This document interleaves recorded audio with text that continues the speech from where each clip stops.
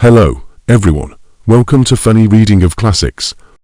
My name is John.H.Watson, and I'm the narrator of this video. Today, we will delve into the story of a scandal in Bohemia together, experiencing the extraordinary adventures of my companion, Sherlock Holmes. I've divided this story into two parts, and then I'll be sharing the exciting events of the first part. This part consists of 3 chapters, and the first chapter is titled Returning to Baker Street. Now, let's dive straight into the story. Not long after the sign of the Fall case, I moved out of Baker Street and began my married life with Mary. One day, however, as I happened to pass by Baker Street, an inexplicable urge arose to visit my old companion again, especially when I noticed his tall, spare figure pass twice in dark silhouette against the blinds. I knew he was at work again. Driven by intense curiosity, I rang the bell and was shown up to the chamber, which had formerly been in part my own. I had barely settled into my seat when Holmes's formidable powers of observation had completely figured me out. Wedlock suits you. I see you've put on 7.5 pounds. You also back in practice. It seems you've been getting yourself very wet lately and have a rather clumsy and careless servant girl.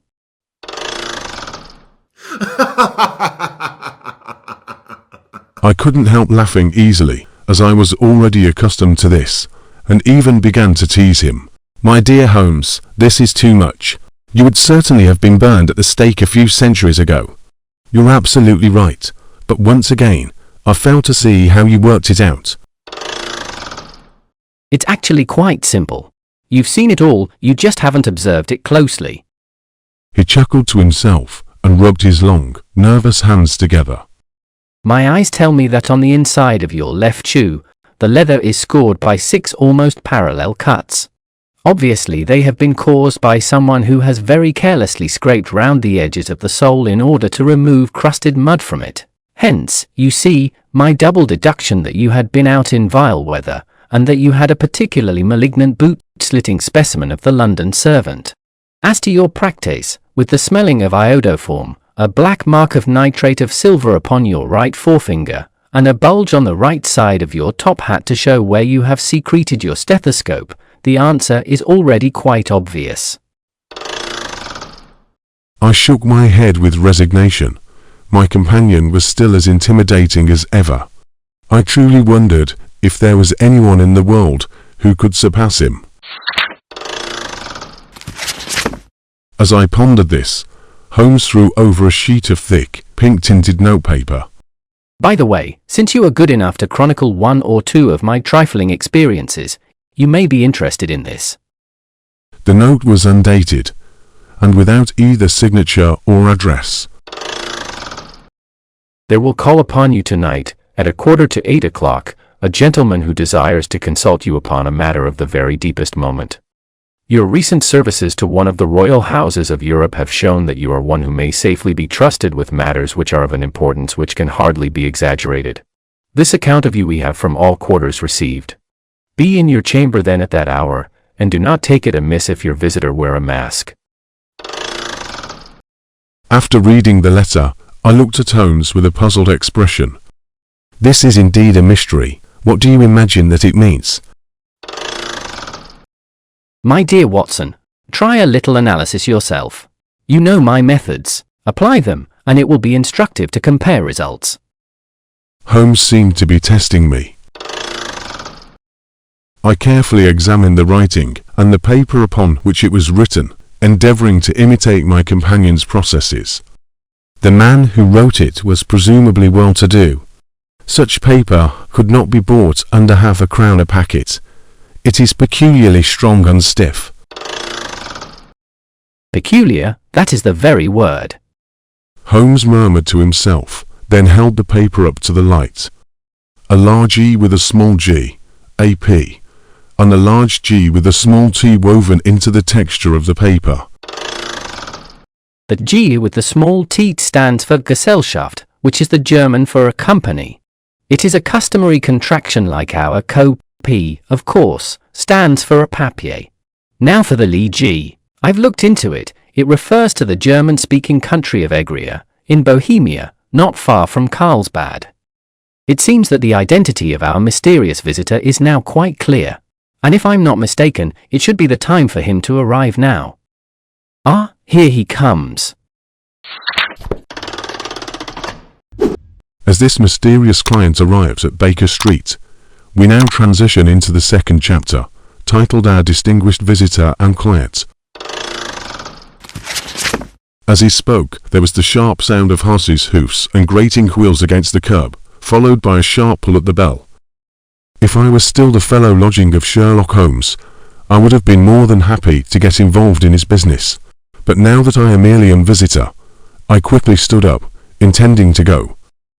Holmes caught me by the wrist and pushed me back into my chair, however, even in the presence of his esteemed client. The visitor, who introduced himself as Count von Krom, a Bohemian nobleman, shrugged as if indifferent to my presence. He simply requested that we swear to absolute secrecy for 2 years.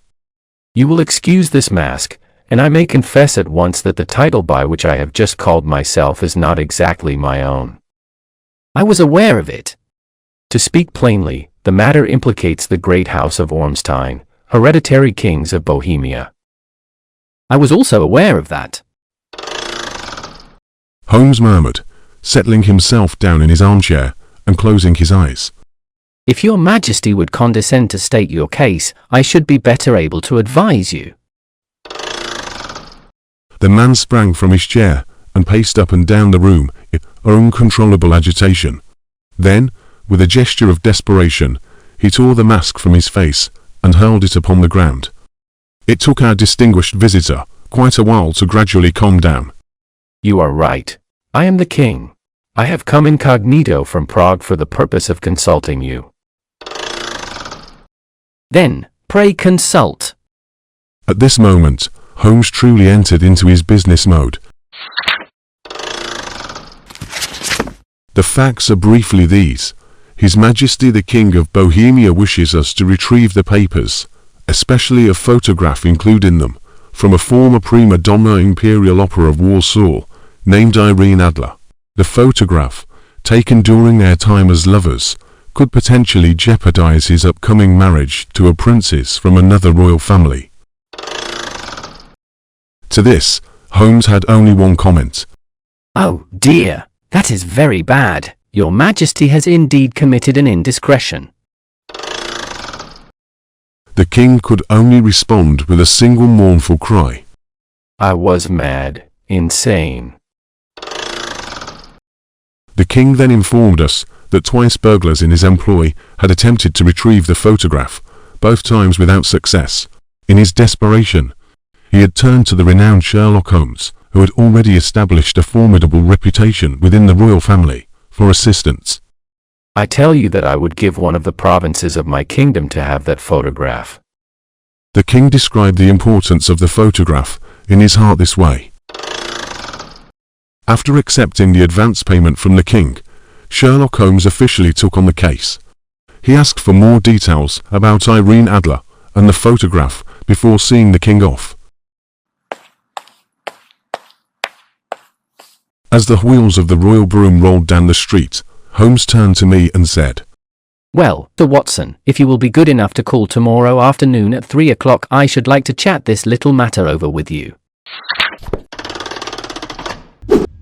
I rose up to leave, but I was filled with curiosity about what action Sherlock Holmes would take next, and I believe you, the viewers, are just as intrigued. Now, let's delve into the third chapter, The Adventure of Sherlock Holmes. The next day, I arrived at Baker Street with great interest, as promised. After a short wait, I saw Holmes return within the use of disguises. It's quite too funny. I am sure you could never guess how I employed my morning, or what I ended by doing.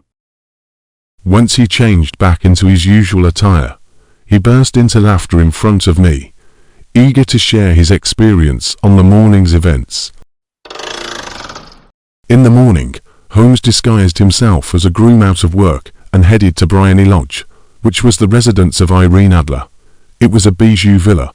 He conducted a thorough observation of the house, and then, In his role as a horsey man, he joined the local neighborhood in conversation, gathering a considerable amount of information about Miss Adler. Among these information, apart from a great deal of flattery and admiration directed at Miss Adler, what concerned Holmes the most was the frequent visits of a particular gentleman. He is Mr. Godfrey Norton, of the Inner Temple. He is dark, handsome, and appeared to be quite close to Miss Adler. At that moment, Holmes was still unclear about the nature of their relationship, however, which prompted him to think over his plan of campaign. What was the relation between them, and what the object of his repeated visits? Was she his client, his friend, or his mistress? If the former, she had probably transferred the photograph to his keeping. If the latter, it was less likely. On the issue of this question depended whether I should continue my work at Briony Lodge, or turn my attention to the gentleman's chambers in the Temple. While Holmes was still mulling over these issues, what happened next was nothing short of dramatic. First, Mr. Norton made a sudden visiting of Miss Adler, and then he dashed out and flagged down a cab, leaving in a hurry. Holmes was deliberating whether to follow him when a neat little landau came, and then Miss Adler also shot out the hall door and into it. More importantly, their final destination was the Church of St. Monica. In this case, Holmes no longer had any reason to hesitate. The Church of St. Monica, and if you reach it in 20 minutes, it will be yours.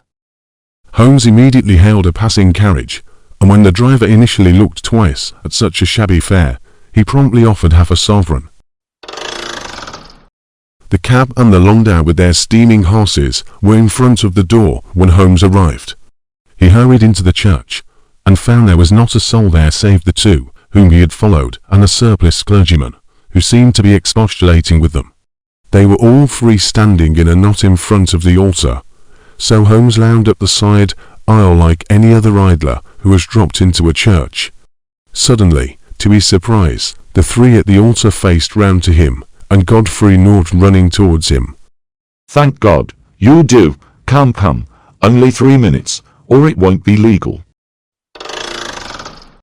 The sudden turn of events left even Holmes baffled. He vaguely recalled having vouched for the wedding ceremony between Irene Adler and Godfrey Norton.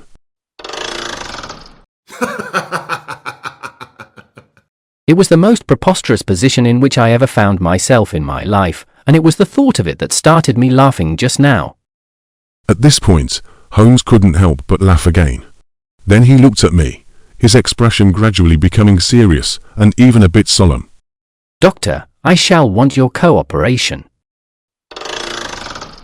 I knew Holmes well enough to understand that when he spoke with such appearance, it was clear he genuinely needed my help. I shall be delighted. Without any hesitation, I reached out and took his extended hand. At that moment, I noticed the smile on Holmes' face seemed even more delightful than when he tackled the king's daunting request. This led me to an absurd thought. Could it be that, for Holmes, I held a more distinguished place of honor than His Majesty the King? Was it just my imagination?